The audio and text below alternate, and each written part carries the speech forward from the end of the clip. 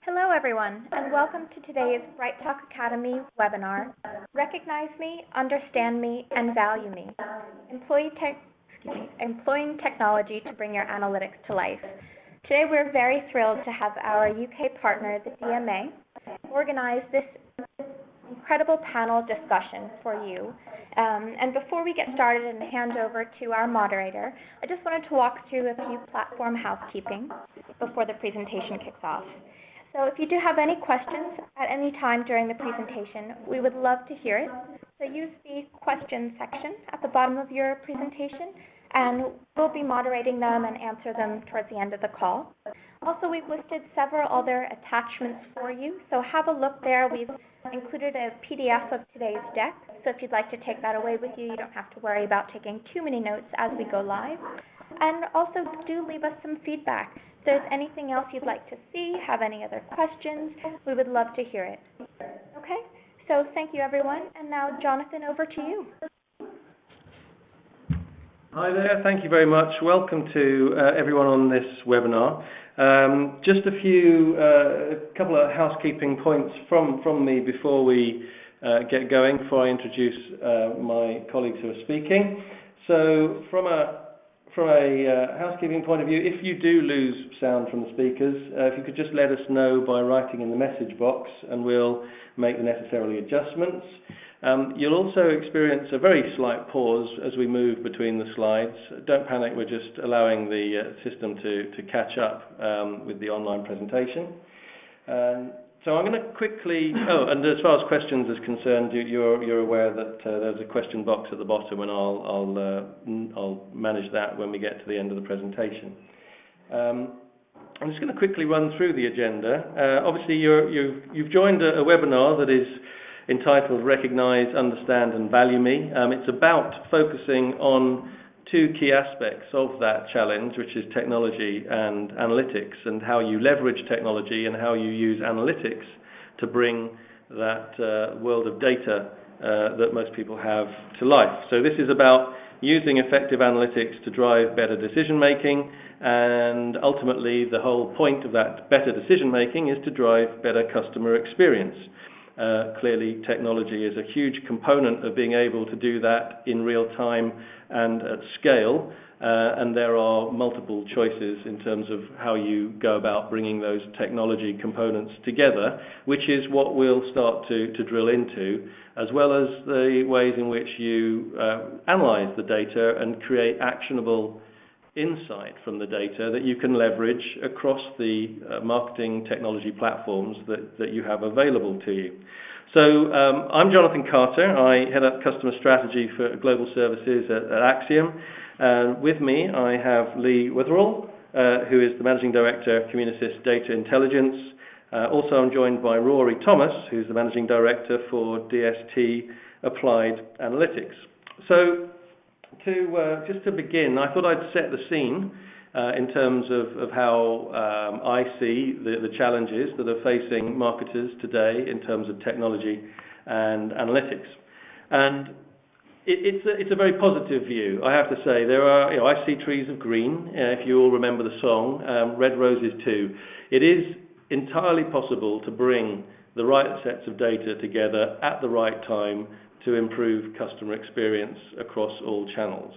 That is something that every marketer should be trying to do to optimize the customer experience that they deliver. And there's a wealth of choice available to marketers in terms of additional data sets, technology capability, and analytics. The real challenge is how do you bring all of that together? Who do you choose? Who do you work with? How do you evaluate the different options available to you? And to do that, you have to have a clear idea of what you want to achieve from that.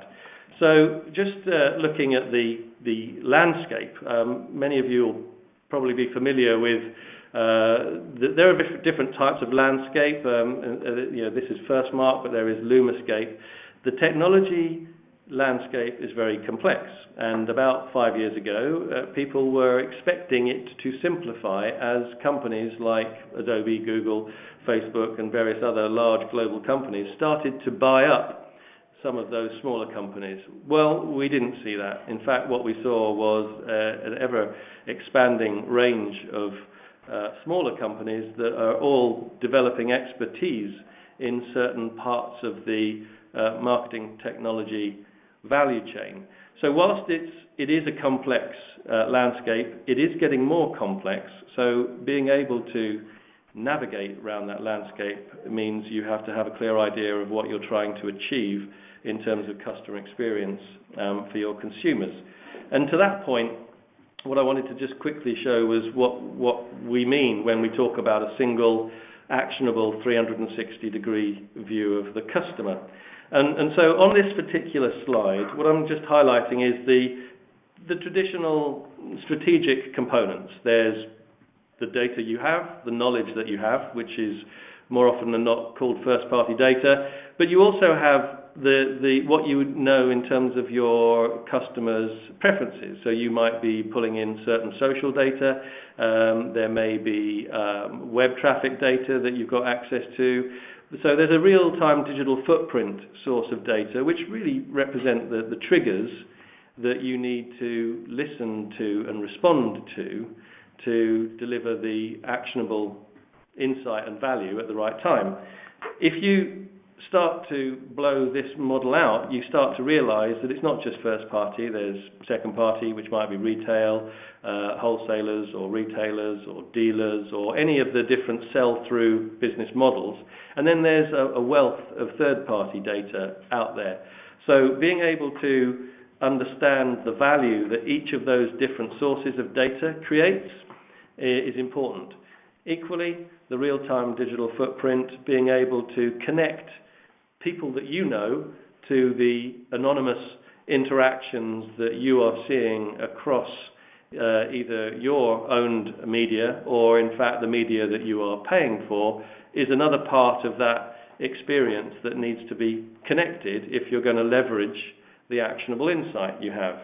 When you start to try and connect those, this is where technology starts to kick in, because now, with the different technologies available for customer recognition, you can start to connect those different sources of data.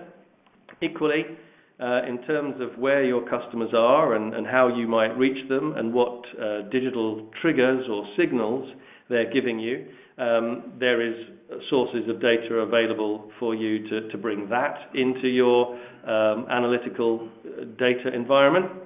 And then ultimately, if you're going to create that actionable insight, you need to be able to recognize and connect all the knowledge that you have everywhere so that you can create that continuous, connected, and above all, compliant, because clearly with the issues like GDPR and challenges that may or may not exist with Brexit, you're going to have to make sure that we're doing things that are compliant. So that's just a quick view in terms of how I would explain some of the challenges that technology and analytics are here to address.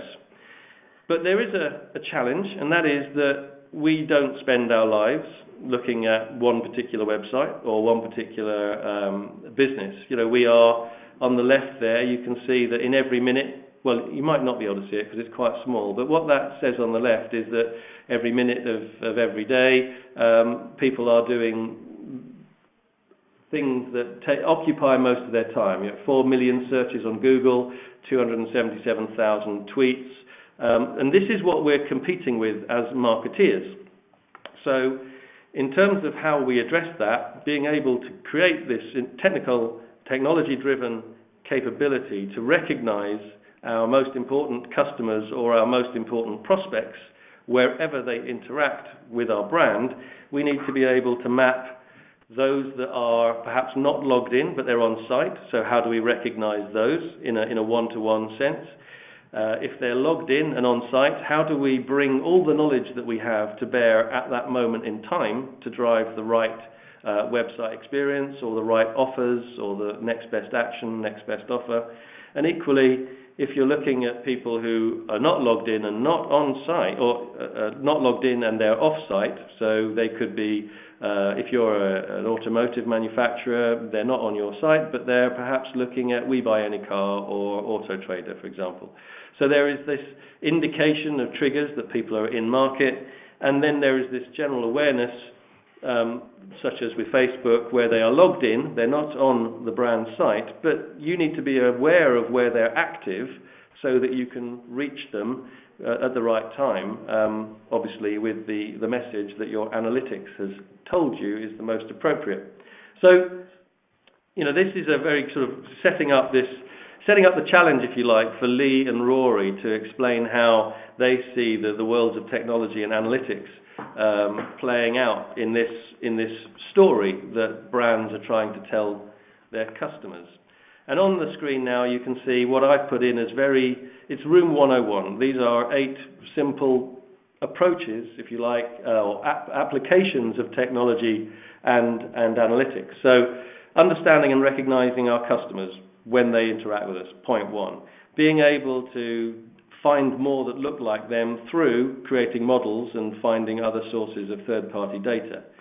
3, reaching the customers consistently, so making sure that the fact you've spoken to somebody and sold them product A on Facebook doesn't mean that you then sell them products B, C, and D when they're next on another site. So how do you continually recognize and manage that communication so that you as a brand don't appear schizophrenic? And then there's the opportunity to use all of the massive amounts of terabytes of data that companies like Google and Facebook have in terms of behavioral and preference data to model out your preferred customers, your target customers, into all of their 1.2 billion audience I think Facebook is up to now, for example. And then reaching those customers consistently, much across all of the DMPs and DSPs that we work with. So that brings in the challenge of recognizing your customers across programmatic, and then recognizing and then finding more that look like those. So I won't go through every one. The partner safe haven approach really is trying to identify using your data combined with a strategic partner. That strategic partner might be a publisher, it might be a newspaper, it might be a magazine company. There are a number of different sources of shareholder data that you might want to work with collaboratively. And how do you do that in a way that means that you're not giving those people your data and they're not giving you their data? So this is just a sort of menu, if you like, of things that brands need to be considering in terms of how they get the best value from their technology and from their analytics. So enough from me. I'm going to, at this point, introduce you again to Lee Witherell, Managing Director of Communisis Data Intelligence, who's going to start to look at the challenge facing us in terms of the technology landscape. Thanks, Jonathan. Really great context and introduction to the whole data, insight and technology landscape. What I'm going to do over the course of the next few slides is run through the why of why analytics is so important for gaining competitive advantage and is important to a very senior level of stakeholder, and also the how in terms of a couple of models that we employ. Different models are out there, but they're sort of fairly standard things that we employ to actually derive greater insight and turn that into competitive advantage in customer engagement. So firstly, a couple of bits of context. So recent report by Forrester looking at their customer experience index, and this is important because this shows why customer experience and using data and analytics to deliver better customer experience and customer engagement matters to people in the C-suite. Is because if you look here in terms of annual growth rates, a customer experience leader, someone such as John Lewis, compared to what Forrester would deem a laggard, someone, and I hope there's no one on the webinar from these brands, but if we look at people like BHS or Debenhams, so the difference in those perceived customer experiences actually demonstrates itself not only in the success of your tactical CRM programs and campaigns, but also in your rate of company growth.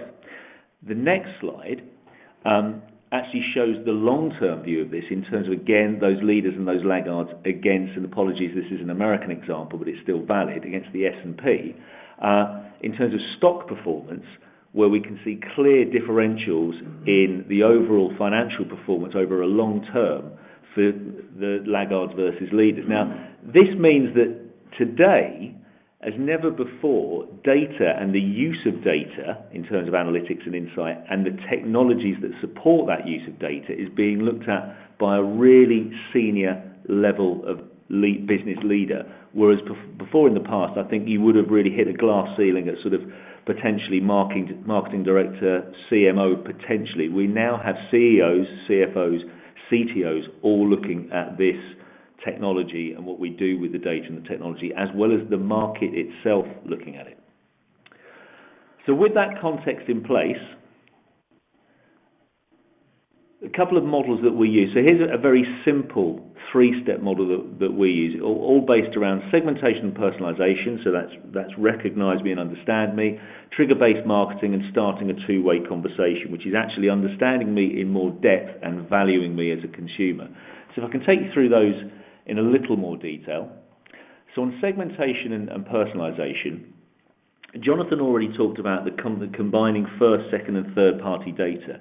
Creating a single customer view and using that to target customers based on what we understand about their behaviours, where they, the sites they visit, where they're active in terms of their general online and offline. So don't forget offline as well. So the in-store experience is just as important. But creating that single customer view provides the base for running campaigns that are effective and improving customer experience. So that insight that we can derive from profiling and understanding those customers gives us a real insight into their behaviours and a way to talk to them in a more meaningful and engaging way. I'm commercially not allowed to share some of the numbers in writing with you, but our social media team actually augment Facebook custom audience data with additional lifestyle and CRM data, which is mixing really not only just likes, but likes with what people actually purchase and what they do online. And that's actually delivered sort of 10-15% uplift in sales and the equivalent reductions in cost per acquisition when compared to traditional sort of standalone SEO or PPC models. So if we move on to the next slide, in terms of trigger-based marketing, a lot of, and I'll come back to this, but a lot of analytics to date has been based on predicting next best action or next best product, which is fine, but this is quite a big brother type of approach. And what we need to be cognizant of now is that CRM is becoming CMR. So customer relationship marketing or customer relationship management programs are becoming more customer managed relationship programs because the consumer is in control of the media through the proliferation of social channels and also the proliferation of sort of peer ratings and review channels. So they actually control the conversation as never before, and the brand is almost on the back foot. So what we need to do is we need to react to what the consumer is telling us, much as with Jonathan's sort of four-quadrant slide earlier on. And we need to be cognizant of where they are in the buying journey, which platforms they're on, and how they use them.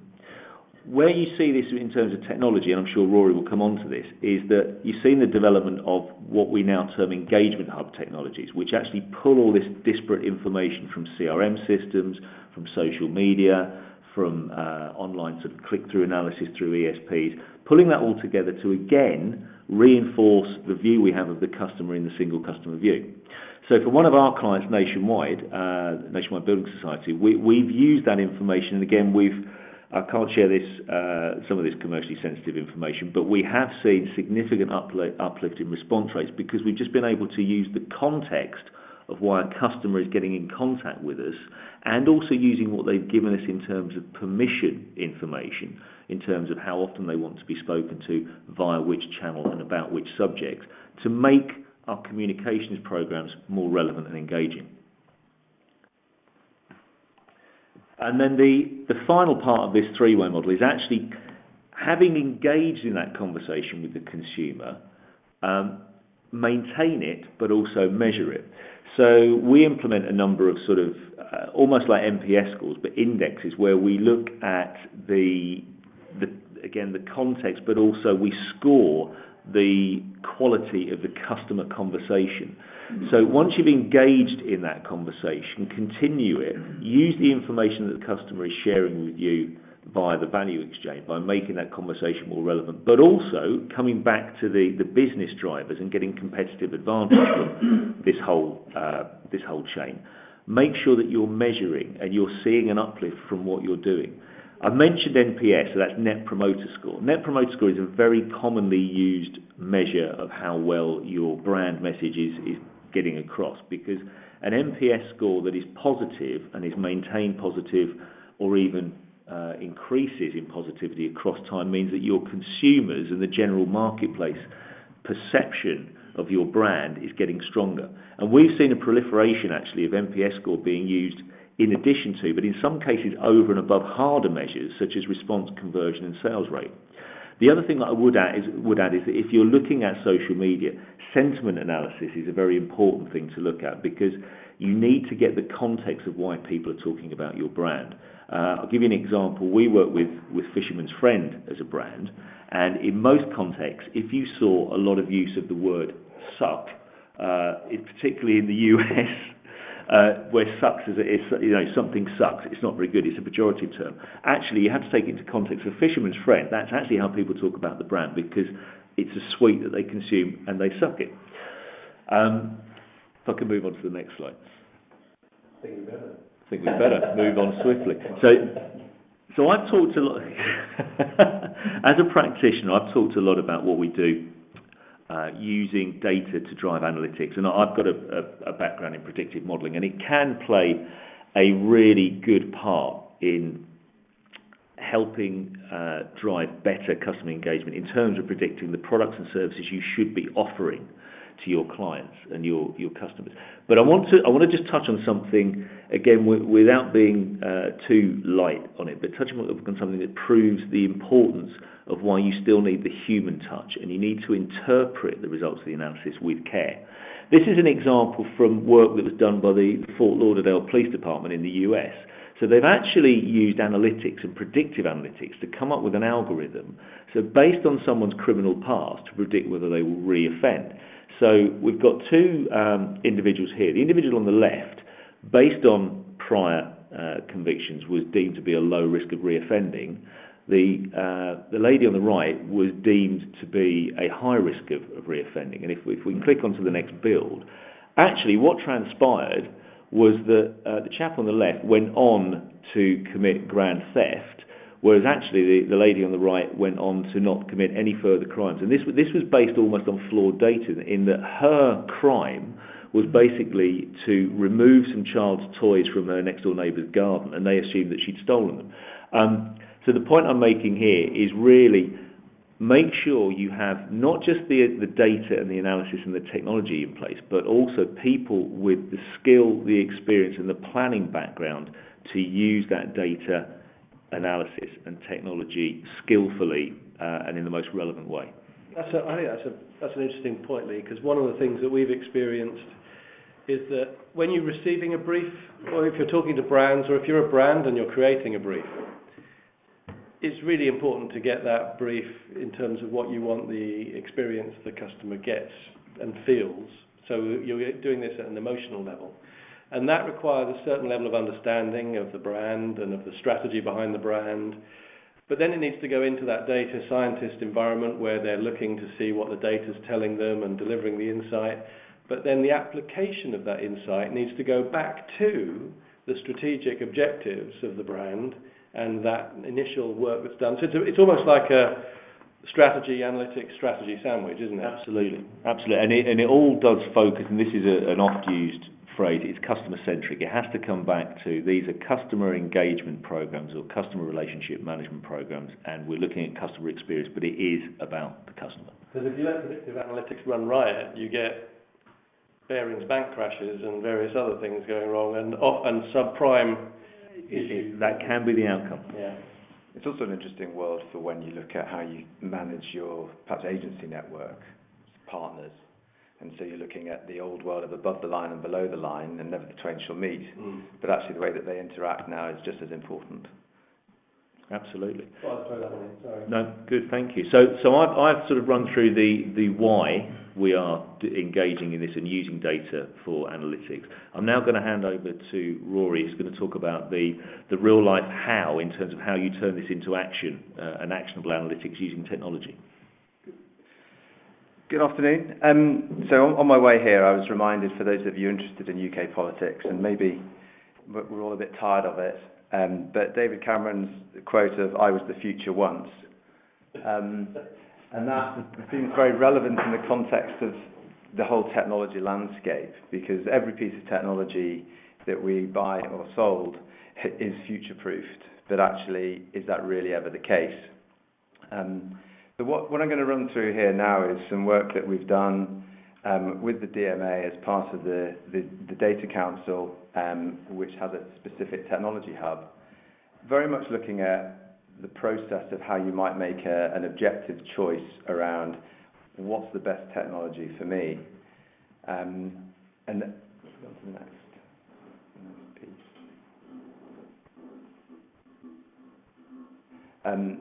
At the very beginning and the outset of all of this, the big question that people often ask is, I need this, or how am I going to get one of those, or my competitors are using this. And really we would take that back a step, or suggest you take that back a step, and building on the idea of what Lee was talking about with the why and what you can do with the data piece, when you come to the technology decision you're going to take onto how you're going to actually make this all happen, you really need to build up a strategy of why. A strategy of why based on what do I need versus perhaps what I would like. Do you really need a Ferrari? How much of it are you really going to use?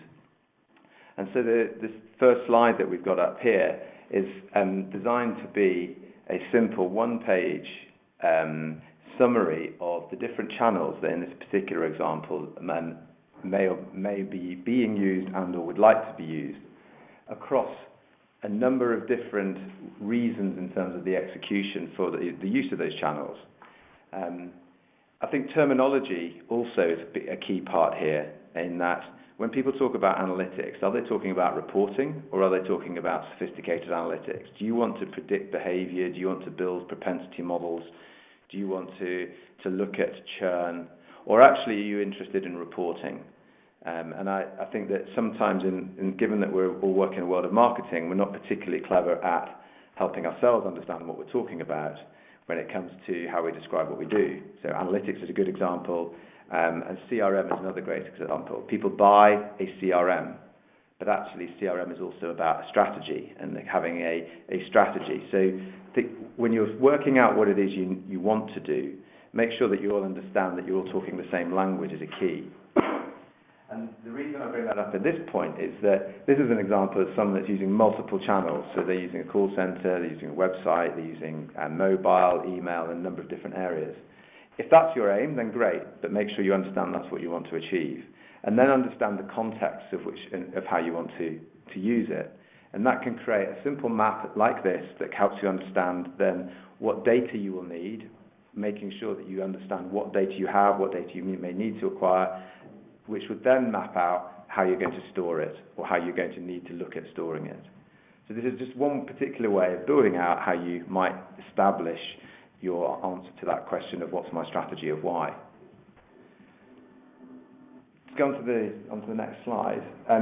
The next three slides are really an overview of the method that we've come up with as the Data Council here at the DMA.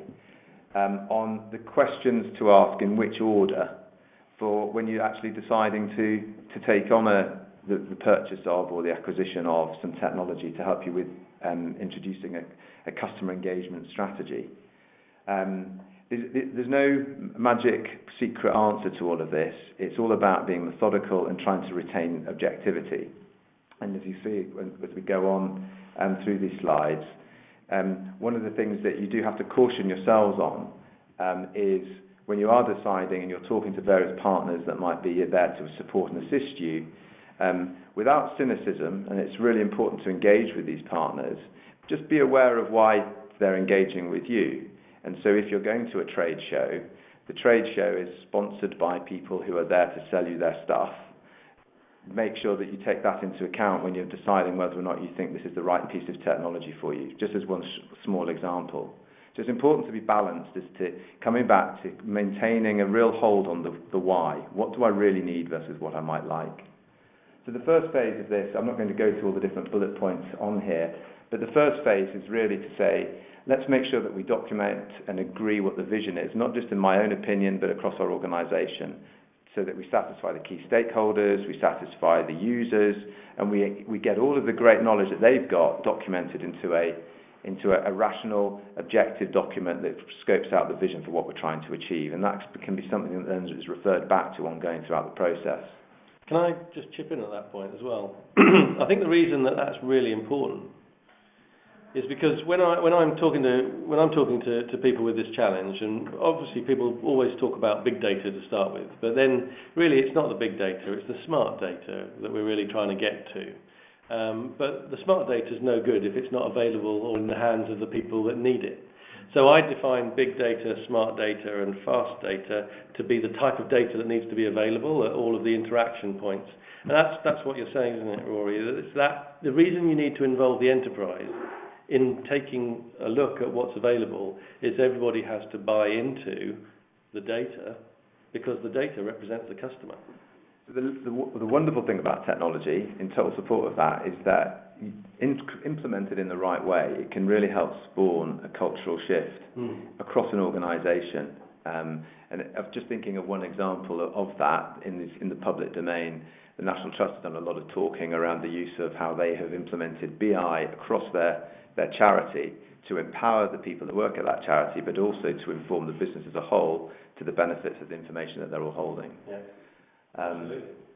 But that cultural shift is a big part of this. The data world, for those of us that have been in it for a while, has been niche for a long time, and arguably it's now our time, if you like, in the context of what's possible with data if it's managed in the right way. But you do need to take your organisation on a journey.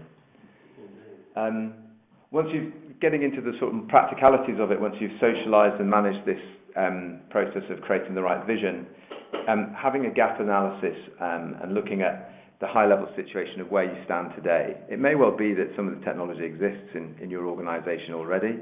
Certainly in larger organisations, there are technology graveyards all over the place with people who have licensed and bought technology, perhaps because it was a great deal at the end of the previous quarter from that particular vendor. It was going to solve all your problems. So it is important to understand what you actually currently have in the first place. In the same way, it's important to understand what data you hold and where it's held. Once you manage to do that, you really want to establish the functional process and change requirements to complement that vision and scope. So it's from the gap analysis, you'll be able to determine what do we need to do versus what we need to do today versus what we might like to be able to do in 6, 8, 12 months' time, and map all of that together. On to the next slide. And I think I just agree with that totally, that realistic view. So everyone is trying to future-proof their solutions they put in place, but that realistic view, back to what Rory said, of what you actually need now, as opposed to where the business will be going or what the business needs in the future, is imperative. You have to go through that. And sometimes it's difficult, but it's necessary to take a view as to would we really need what we think we need in terms of, let's say, an ESP that works on triggers, because actually our business doesn't operate in that way. And I think some businesses are guilty of thinking they operate in a way that they actually don't on the ground. So would you say then that one of the key takeaways really from this conversation is that you really have to have a minimum of one very clear use case that defines how you're going to leverage the data and the technology? I mean, you've got to be able to articulate how it makes a difference to the customer experience before you actually start looking at the technology. Is that a way of defining what you're expecting from it? Absolutely, to have use case, but probably use cases dependent on the size of organisation. But use cases are really what that storyboarding piece was about in the context of trying to help map out what's the journey going to be to the points that both you and Lee were both making earlier about how do I engage with the consumer I'm trying to talk to or the individual so that they come back and they become that brand ambassador I'm aiming for them to be. Back into the practicalities of it, the reason for doing those first three phases is that you've got to understand how you're going to physically hold this information and in what environment. So there is a technical infrastructure piece that needs to be completed as to how you're going to ingest data, how you're going to store it, how you're going to access it. And so part of the whole visioning piece, part of the whole agreeing what you're trying to achieve piece is also about having a room of truth that this is going to cost. It's not just going to cost in terms of perhaps technology you're going to buy, it's an investment in people time, and it's an investment in the right skills.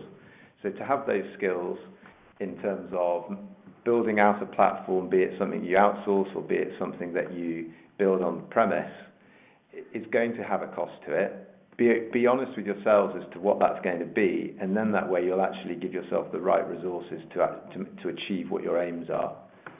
But there's too many, I'm sure we could all give lots of case studies of people who've bought stuff, implemented it without thinking, and then they're on a second implementation or they're looking at alternatives already. Or expensive CRs. Or another expensive change request. Yeah. That whole technical infrastructure piece, you then map that back from to the documented requirements, and that can help start to lead to you making a methodical selection on the types of technology you might then want to consider. So a good example would be you want to implement a contact management CRM type tool. There are a number out there. Salesforce, MS Dynamics, Sugar would be good examples of that type of environment, and you can now start to map your requirements against those types of solution.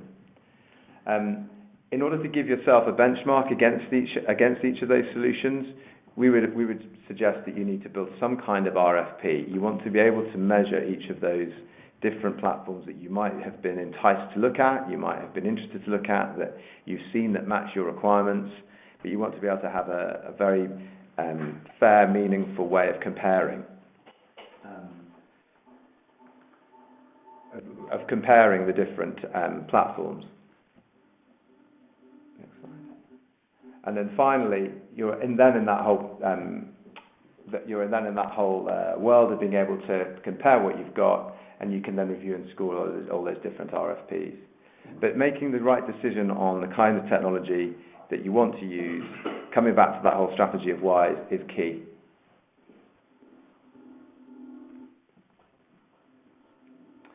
And this final slide here, I think it's the final slide, is really just an indicator as to the types of organisation that you can partner with to try and help and understand what technology solutions are out there.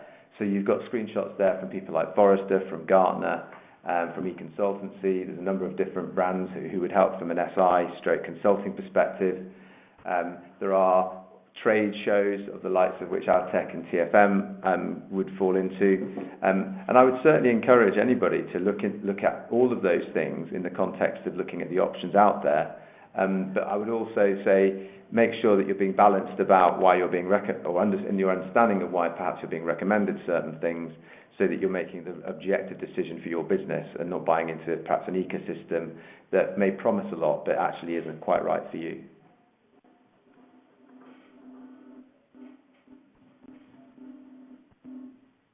So in conclusion, where we are on this sort of piece here is think like your customer is perhaps one of the other messages we put through here. Take a methodical approach to how you would both think like your customer and to how you're going to approach physically implementing your plan, technologically, structurally, organisationally. Clearly define the features of what you think you need versus what you need. And here at the DMA, there's an awful lot that goes on. We're all practitioners from private companies or public companies, but actually we focus on working with the DMA because of the practitioner support it gives us. And interestingly, this particular focus came out of the Data Council, which has grown in terms of the size of the people that are on the council, because everyone's struggling with the challenge of big data and what value can I drive from the data how much should I spend on extracting the value from all the data that I'm getting, and what are the best approaches to monetizing all the data that I'm picking up. So there's really, data underpins every single marketing channel. It underpins all of the different points of interaction with the customer. So in terms of how you approach, how you manage data, and that is a technology question, versus how you leverage the data to drive actionable insight, these are many of the challenges that the DMA is wrestling with. So as Rory was saying, I would encourage anybody who's interested in finding more out about how other organisations are approaching this or potential best practice, then do get in touch and come along. I chair the Data Council. I'm more than happy to have more people join and observe the conversations that we're having there, because ultimately they lead to trying to make these decisions easier for companies to take. So we're trying to provide that help, and as it says there, actually cut through a lot of the noise, because if you believed everything you read in the papers, you wouldn't be believing anything.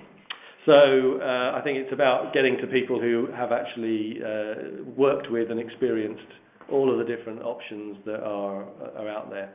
So thank you very much, Lee. Thank you, Rory. We're just looking at the clock now. We've got somewhere just over 5 minutes. And there are a couple of questions that have come up. I'm going to start with one for you, Lee, which was, we've had a question that's saying, well, okay, if there is smart and big data and smart data and fast data, what are the key pieces of customer data that are most relevant to driving effective customer engagement? I think the key things you need to understand is, to a great degree, is the motivations of your customers, but also their preferences. So we're very keen, as all brands should be when they interact with their customers, to find out from the customer or the prospective customer, how do you want to be spoken to? So collecting the most relevant channel of communications is really important. And then making sure that the subjects you're talking to them about are the most relevant ones and engaging for them. And then the frequency of contact. So a lot of the times you'll see consumers switching off and unsubscribing because they're being hit too often. Usually it's too often, particularly with email contact. That seems to be the big bugbear, and has almost overtaken, from the old world, DM, unsolicited DM, as junk mail. It's now email spam. Those would be the key things. I think the challenge we have is that a lot of the information we'd really like to know in terms of attitudes and motivations, we have to infer. And that is where analytics can play a part. Because if we know that someone's visited a certain site recently or been on a certain platform or bought a certain product, but we don't know exactly, and we are trying to predict the future, which is of course uncertain, if we can infer from an analysis of that previous data what they are likely to do next, then we can use that to better serve. Okay, thank you, Lee. So we have a question here that's asking about human activities, and you referenced the human, don't forget the human. Yes. But give us a little bit more detail on what that would look like. What does that mean? Well, in that particular case, it's shedding some more light on that particular case of the Fort Lauderdale police. What they were basing their risk assessment, as they called the scoring algorithm, and the risk or the propensity of those two individuals and numerous other individuals which they applied this to predict, to commit more crime. They were basing it on past criminal behaviour, but without very much other contextual information. So if I liken it to a marketing context, it's like sort of insurance up until probably 10, 15 years ago, where a lot of insurance cases of whether you took on a risk or not were made by underwriters who looked at a lot of factual information, went back and asked more questions. So it was a slower process. The challenge we have now is that we have to process back to what both Jonathan and Rory have been discussing as well. We have to process a lot more information as marketers, and as consumers we're generating a hell of a lot more information and do it much more quickly. So we need things like machine learning. We need to make decisions more quickly. The problem is you will sometimes overlook some very important pieces of information. I'll give you another example. Obviously there's been a big drive over recent years to get customers onto paperless or electronic communications because it reduces cost of the marketer and the brand to serve. What we're sometimes in danger of forgetting is A, the preference of the people that we're talking to, but B, there might also be legal or mandatory reasons why you have to send them something through the post or actually get someone to talk to them from a call centre because they may be hard of hearing, hard of seeing, don't have access to the internet or email. There's quite a famous case study that many on the webinar might have heard of, which is the Target case study, where a pregnant teenager was written to with offers for various products. And I've often thought that that's a similar environment, where actually the insight was very clever. What they managed to predict, what they managed to find was very interesting. But then, maybe coming back to both of what you've been saying, what you were saying earlier about the link between brand and the analysts. The execution of understanding what that information said and then communicating the way that it did was the bit that was the inhuman piece. But actually the insight was very clever, and so it's making sure that those types of scenario are managed in order to be able to protect your brand. I think, we are running out of time, sadly, because we could probably talk about this bit. I think the whole human question is very important for the very simple reason that there are a few key words that matter. Trust is one that has to be a key output from the technology and the analytics. Trust is huge. Credibility is part of that, and as is reliability and responsiveness and so on. But trust is an important figure, an important word to remember in all of this, and that's where the humanizing, I think, of the output from marketing technology needs to come in, because whilst we are working with bits and bytes of data, ultimately that translates into words and pictures that we show people, and we need to be thinking very carefully about what picture that paints of the brands that we represent. So that's really the humanizing component. There's a question here. I think it might have to be the last question, sadly. There are a couple of questions that are similar. One is, are there technology platforms that are successful at matching CRM or offline data to online activity? So I'm going to say yes, there are, because I work for one that does that, but I don't want to sit here and take advantage of that. But the situation is that clearly clearly companies like Facebook and Google and Adobe, they have the ability to match to certain levels first-party data into digital online presence, but only within their walled garden or closed systems. And so one of the questions that brands and marketers need to ask is, well, Facebook has 1.2 billion people. There's 8 billion or 7.2 billion in the world. How many of my customers are on Facebook? So I think the answer to the question is, are there any that are successful? Yes, there are some that are very successful. They don't necessarily operate in every market. They don't necessarily give you full coverage of all of your customer base. But I think the most important thing here is about, do they give you enough coverage to be able to activate your insight? Are you able to match enough of your target audience into digital audiences that enable you to then leverage programmatic? Because the real secret to driving the value from programmatic isn't simply giving a load of identities in. It's providing identities and segments and the content that you're looking to share with those different segments, and then using the behavioural data contained within those programmatic platforms to push out the messaging in as relevant a way as possible. So, if this is an area that's of interest to anyone on the call, I can safely say that this will be on the agenda for the Data Council. So please don't hesitate to inquire about that and come along to the DMA's Data Council to drill down into this in more detail. I think sadly we have actually reached the end of the call. I'm afraid we won't be able to answer all the questions, so my apologies to those that we haven't been able to get to. I would like to say a huge thank you to Lee and to Rory for their contributions today, and thank you to all of you for joining us and for listening. By all means, you've got our names, and I'm not sure if we're able to share contact details. Yeah. But if we can share the contact details, then please don't hesitate to call, reach out to us.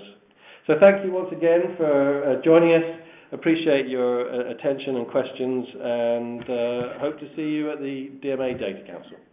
And Jonathan, from the BrightTALK side, so thank you everyone for joining. I've really enjoyed you, Jonathan, Lee, and Rory, for the great presentation. And just to make sure, just closing, if you do want a copy of today's presentation, check out the attachments and links section. We've also listed some additional kind of B2B marketers guides to intent data, more data analytics stuff that you might find useful or related to this topic. And just a huge thank you to the DMA for organizing this great webinar for us. So thank you everyone, and have a good day. Thank you very much. Thanks. Bye.